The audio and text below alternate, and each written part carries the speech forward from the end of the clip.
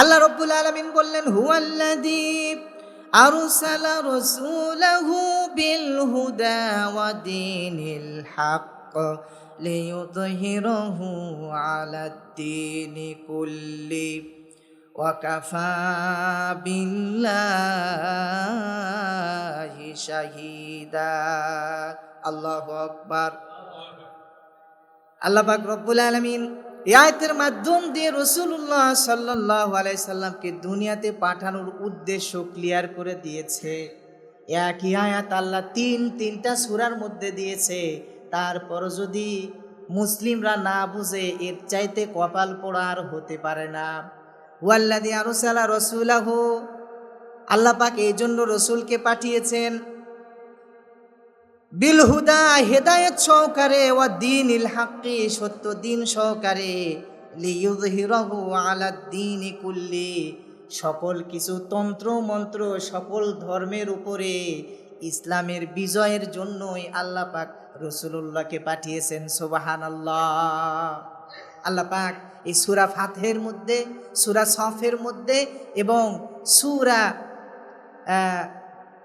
সূরা তৌবার মধ্যে 10 নম্বর পারা, এই তিনটা সূরায় আল্লাহ পাক রাসূলুল্লাহ সাল্লাল্লাহু আলাইহি সাল্লামকে দুনিয়াতে পাঠানোর উদ্দেশ্য ক্লিয়ার করে দিয়েছে।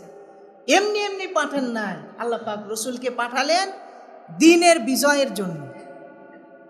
দ্বীন বিজয়ের জন্য রাসূলুল্লাহ আসলেন। ওয়া কাফা বিল্লাহি শাহীদা, সাক্ষী হিসেবে, ক্ষমতাশীল হিসেবে আল্লাহ রাব্বুল আলামিন যথেষ্ট। যেটা রাসূলুল্লাহকে পাঠানোর মাধ্যম দিয়ে দ্বীনের বিজয় দিয়ে আল্লাহ পাক রব্বুল আলামিন স্পষ্ট করে দিয়েছেন। ইসলাম শেষ পর্যন্ত অন্যান্য সব ধর্ম ব্যবস্থা মতবাদ বাতিল শক্তির উপর প্রভাবশালী হবে, এটাই বাস্তবতা।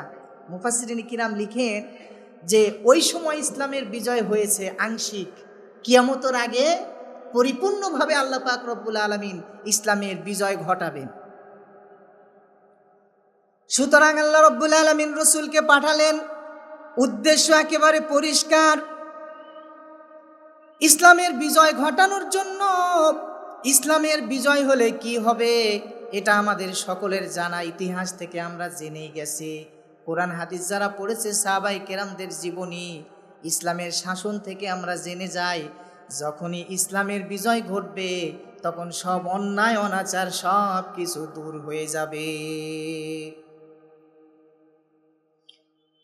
আল্লাহ রাব্বুল আলামিন কোরআনুল কারীম নাজিল করলেন, রাসূলকে দিয়ে দিলেন ইসলামের বিজয় করার জন্য। রাসূলুল্লাহ সাল্লাল্লাহু আলাইহি ওয়াসাল্লাম প্রথমে কিন্তু অনেকজন ছিল না। আস্তে আস্তে নবীজির ইসলামের দাওয়াত দিতে দিতে আস্তে আস্তে করে সাহাবায়ে কেরাম ইসলামের ছায়াতলে আসা শুরু করলেন। ইসলামের বিজয় আল্লাহ রাব্বুল আলামিন এইভাবেই ঘটালেন। সুতরাং এই বিজয় কিন্তু ফেরেশতারা এসে ঘটায় দিবে না। ঘটায় দিবে বলেন? ফেরেশতারা এসে ঘটায় দিবে না, বরং মানুষরা যখন চাইবে মন থেকে যে আমি আল্লাহর আইন চাই, সৎ লোকের শাসন চাই, সৎ নেতৃত্ব চাই, এটা যখন মন থেকে মানুষ চাইবে, জনপদের মানুষেরা যখন এটা চাইবে, তখন আল্লাহ তাআলা দিবেন। যদি মানুষ না চায়, মানুষ যদি না চায়, আল্লাহ তাআলা তাদের উপর জোর করে দিবে না। সুতরাং যখন মানুষ চাইবে যে আল্লাহ আমাদেরকে এমন শক্তি দেন যারা আমাদের মধ্যে ইনসাফ প্রতিষ্ঠিত করবে, মানুষের হক সঠিকভাবে মানুষের মাঝে পৌঁছায় দিবে, কোনো অন্যায় হতে দিবে না, কোনো অন্যায় আইন বাস্তবায়ন করবে না, এরকম নেতৃত্ব যখন মানুষ চাবে তখন আল্লাহ পাক রব্বুল আলামিন দান করবেন। প্রিয় সুধী, আজকের আলোচনা থেকে আমরা যতটুকু জানলাম, রব্বুল আলামিন হলেন বড় কৌশলী। আল্লাহ পাক চাইলেই ইসলামের বিজয় ঘটবে, সাথে সাথে আমাদেরকেও চাওয়া লাগবে। আল্লাহ পাক আমাদেরকে কবুল করেন, সারাটা জীবন যেন আমরা ইসলামের পক্ষে থাকতে পারি, আল্লাহ পাক কবুল করেন। সবাই বলি না আমিন। ওয়া আখিরি দাওয়ানা আলহামদুলিল্লাহি রাব্বিল আলামিন।